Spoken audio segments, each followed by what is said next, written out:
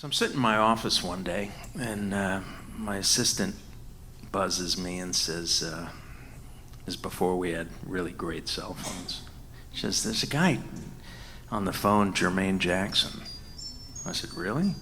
So I pick up the phone, and I hear a guy go, hello, and he's, hello, Steve? And I said, yeah, it's Jermaine.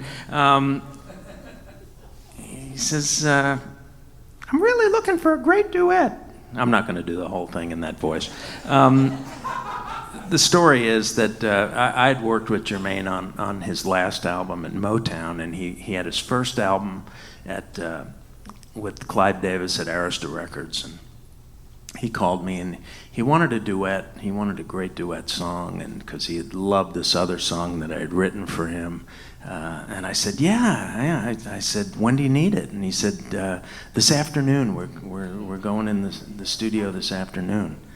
I said, yeah, I've got a great duet song that would be perfect. He says, great, bring it to the studio. So I hang up and I go, shit, what am I gonna bring? And I start rifling through cassettes and demos, and I grabbed a few things and stuck them in my pocket. I didn't even know what I was doing.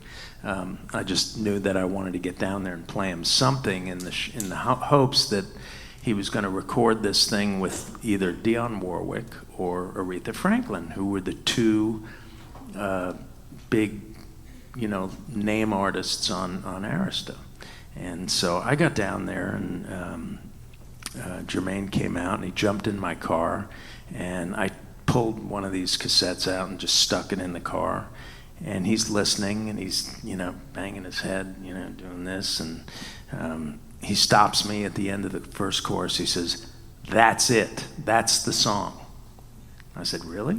I said, great. I thought you'd really love that one. I said, do you mind me asking, who the duet's with? Is it going to be Dionne or Aretha?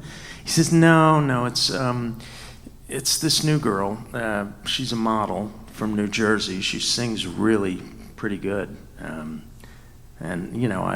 immediately wanted to slip my wrists, and there was a girl named Whitney Houston.